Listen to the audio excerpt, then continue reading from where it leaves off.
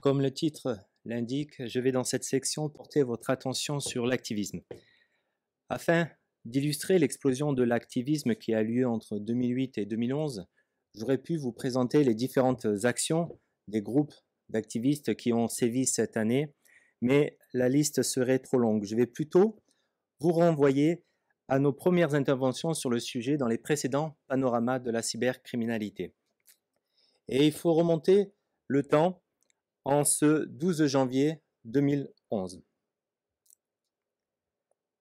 Pour l'édition 2010, nous avions introduit l'activisme comme la contraction de hacker et d'activisme avec un A, et cette année-là, un focus particulier avait été donné sur les différentes affaires dévoilées par Wikileaks, dont la publication de milliers de documents américains classifiés sur leur intervention en Irak et le fameux Cablegate avec ses 250 000 documents diplomatiques américains secrets. Ce fut le début des ennuis financiers et juridiques pour l'organisation et son fondateur Julian Assange. Pour l'édition 2011, le groupe Anonymous est présenté comme un mouvement protestataire qui milite pour un Internet libre. Adeptes de l'esprit de vendetta, ils vont mener de nombreuses actions ces années-là jusqu'à leur soutien au printemps arabe en cette année 2011. Mais en 2011, nommé l'année de l'activisme, le groupe Anonymous connaît des dissensions au sein de ses effectifs. En effet, entre 2010 et 2011, plusieurs arrestations ont lieu et les activistes en ce début 2012 sont très discrets. À partir de 2013, nous rentrons dans une période moins médiatique pour les activistes qui sans doute liée à ces différentes arrestations. Une étude parue en 2019 par IBM X-Force présente le déclin de l'activisme aux portes de 2015 avec une chute de près de 95% des attaques en 4 ans. Pour autant, ces années-là, on a vu l'émergence de groupes d'activisme comme la Syrian Electronic Army en 2013 et le Gold Squad Hackers en 2016. Mais après toutes ces années, force est de constater que l'activisme est toujours présent. Peut-être moins prononcé qu'en 2011, mais tout autant médiatique. En ce début de juin 2020, le groupe Anonymous fait son retour après la mort de George Floyd, soutenant le mouvement Black Lives Matter en diffusant une vidéo de menace et dénonçant les violences policières aux États-Unis. Quelques semaines plus tard, ils confirment leur retour par la divulgation sous le nom de code BlueLinks de près de 260 gigaoctets de données de la police américaine. En 2021, on retrouve Anonymous contre une attaque à l'hébergeur américain Epic qui se présente comme la banque suisse des noms de domaine et qui a cette particularité d'héberger tous ceux que les hébergeurs traditionnels ont coupé leurs accès. Anonymous a réussi à divulguer 180 gigas de la base d'Epic. Au mois de mai 2021, les tensions croissantes au Moyen-Orient ont entraîné une reprise des opérations activistes dans la région. Et le groupe activiste pro-palestinien de Malaisie, la Dragon Force Malaysia, en est le principal acteur. À la mi-juin, il lance une opération baptisée Obsidian avec d'autres groupes activistes d'Asie, ciblant plusieurs secteurs d'activité et d'agences gouvernementales du Moyen-Orient par des attaques de déni de services et d'effacement. Cette action fait suite aux déclarations de l'ambassadeur israélien à Singapour début juin qui se disait prêt à établir des liens avec les pays de l'Asie du Sud-Est à majorité musulmane. Cette intervention n'a bien évidemment pas été du goût de la Malaisie et de l'Indonésie qui avaient critiqué fermement les attaques israéliennes contre la Palestine en ce début du mois de mai. Vous connaissez Wikileaks, mais vous connaissez peut-être moins DDoS Secret, qui est un collectif plus récent, mais moins médiatisé. DDoS Secret est un site de dénonciation et revendique la libre diffusion de données dans l'intérêt public.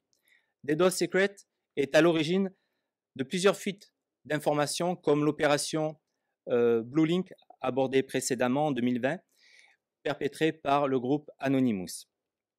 En cette fin d'année, DDoS Secret est très actif.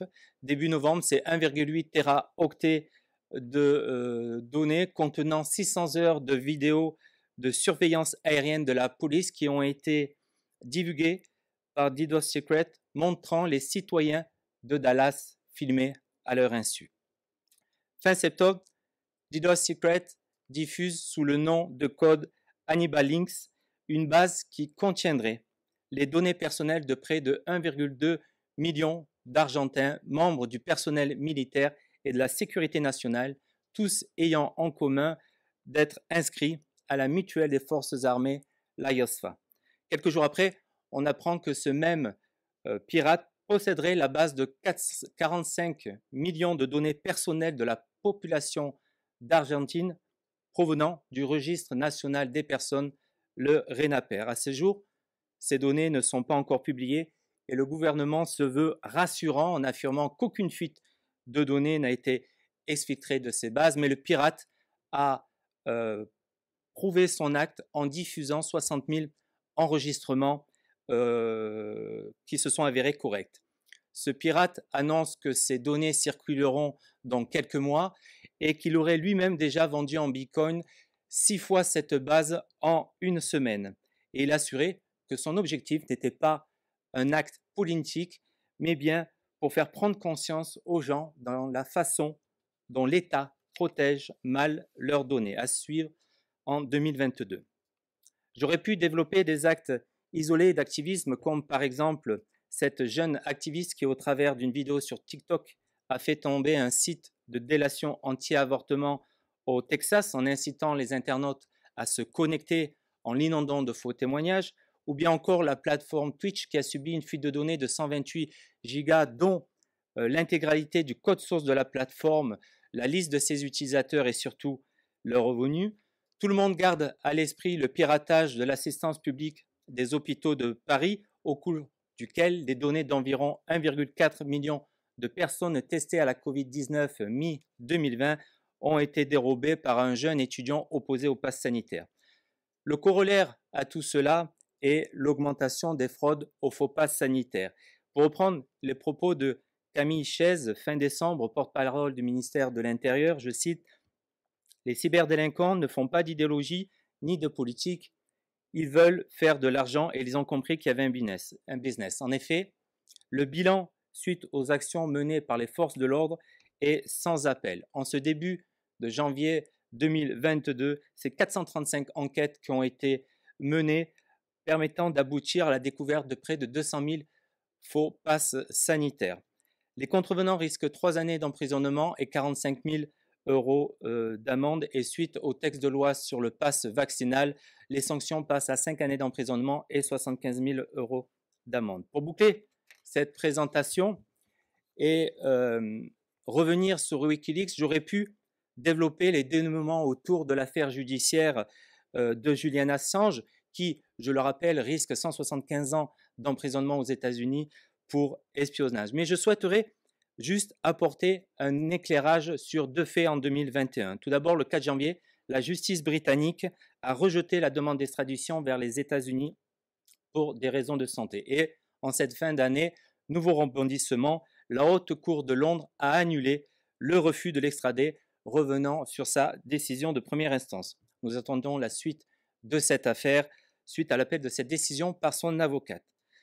2022 sera l'année sans doute d'une issue finale à cette décision d'extradition, et j'ose à penser, sans avoir une boule de cristal, que l'activisme politique ou social sera bien présent en 2022 et les années précédentes, en raison des tensions économiques, politiques, sociales et géopolitiques au travers le monde. Merci de votre attention.